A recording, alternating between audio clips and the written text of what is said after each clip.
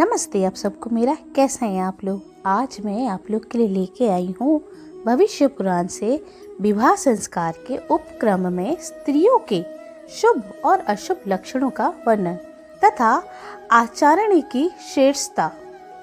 सुमंतु मुनि बोली, राजन, गुरु के आश्रम में ब्रह्मचार्य व्रत का पालन करते हुए स्नान तक को वैध्यान कर गृहस्थाश्रम में प्रवेश करना चाहिए।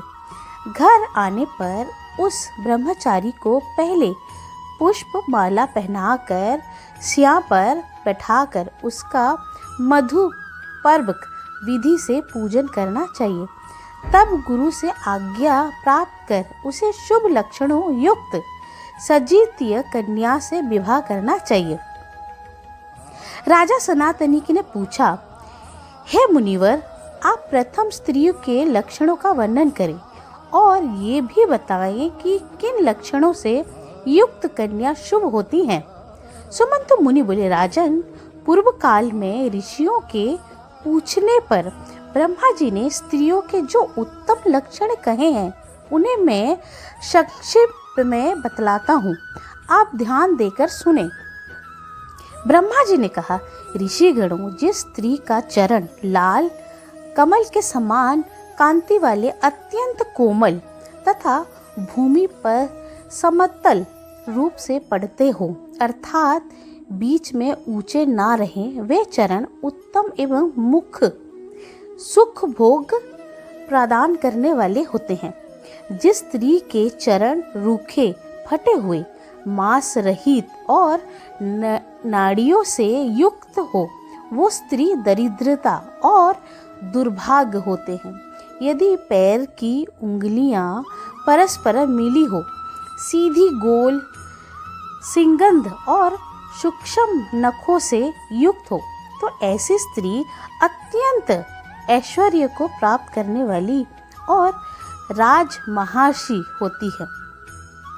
छोटी उंगलियां आयु को बढ़ाती हैं, परंतु छोटी और विरल उंगलियां धन का नाश करने वाली होती हैं। जिस स्त्री के हाथ की रेखाएं गहरी स्त्रीगंध और रक्त वर्णन की होती है, वो सुख भोगने वाली होती हैं।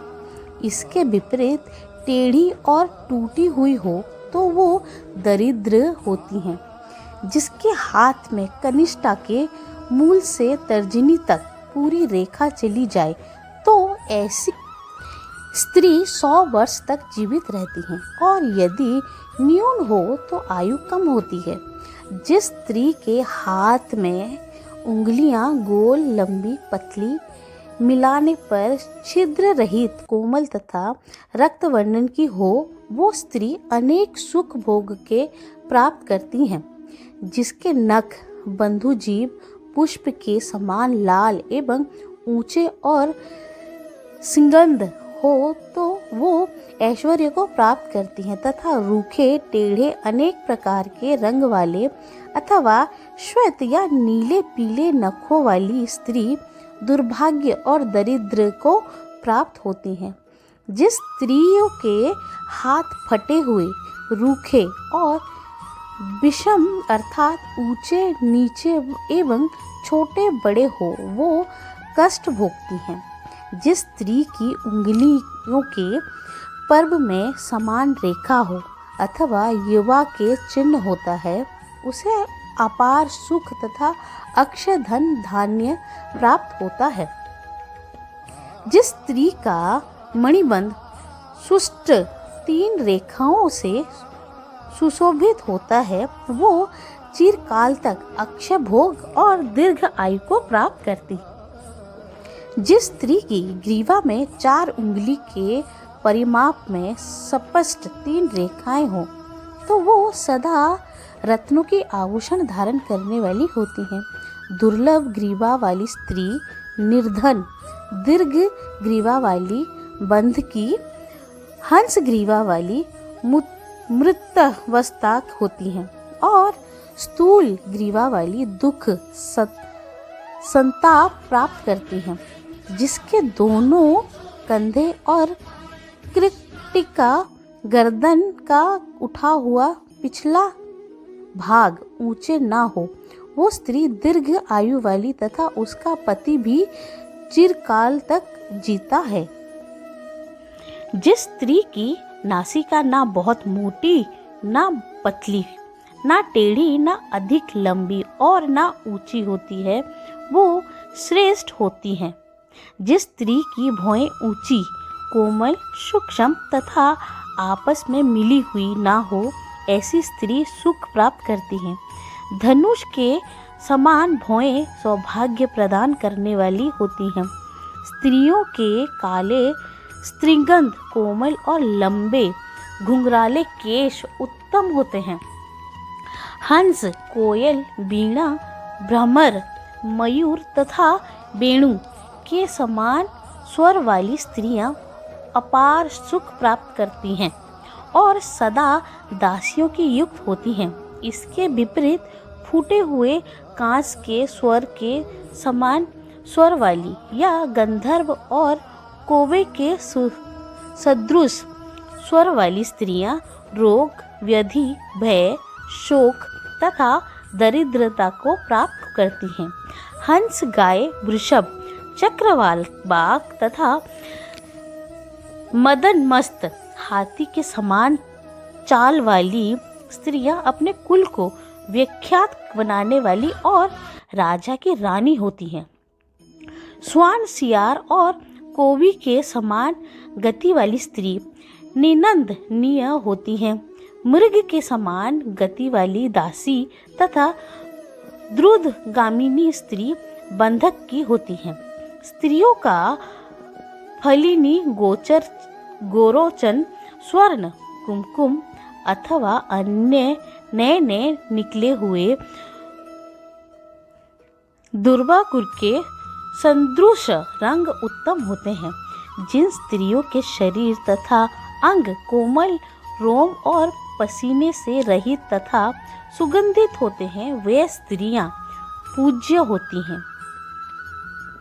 कपिल वर्ण वाली, अधिकांगी, रोगिणी, रोमों से रहित, अत्यंत छोटी, बचाल तथा पिंगल वर्ण वाली कन्या से विवाह नहीं करना चाहिए। नक्षत्र, वृक्ष, नदी, मलेच्छ, पर्वत, पक्षी, सांप आदि और दासी के नाम पर जिसका नाम हो तथा डरावने नाम वाली कन्या से विवाह नहीं करना चाहिए।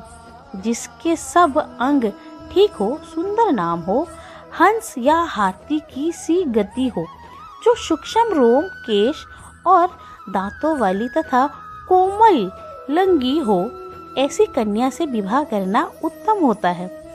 गौ तथा धन धान्य आदि से अत्यधिक समुद्र समृद्धि होने पर भी इन 10 कुलों में विवाह का संबंध स्थापित नहीं करना चाहिए। जो संस्कारों से रहित हो, जिनमें पुरुष संतित ना होती हो, जो वेद के पठन पाठन से रहित हो, जिनमें स्त्री पुरुषों के शरीर पर बहुत लंबे केश हो, जिनमें अर्श, यक्ष, मंदगिरी, मिर्गी, क्षेत, दाग और कुष्ठ जैसे रोग होते हैं। ब्रह्मा जी ने ऋषियों से पूर्ण कहा, ये सब उत्तम लक्षण जिस कन्याओं में हो और जिसका आचरण भी अच्छा हो, उस कन्याओं से विवाह करना चाहिए। स्त्री के लक्षणों की अपेक्षा उसके सदाचार को ही अधिक प्रशस्त कहा गया है। जो स्त्री सुंदर शरीर तथा शुभ लक्षणों से युक्त भी है, किंतु यदि वो सदाचार संपन्न नहीं है, तो वो प्रशस्त नहीं मानी गई है। अंत स्त्रियों में आचरण की मर्यादा को अवश्य देखना चाहिए। ऐसे लक्षणों तथा सदाचारों से संपन्न सुकन्या से विवाह करने पर रिद्धि, बुद्धि तथा सत्कीर्ति प्राप्त होती है।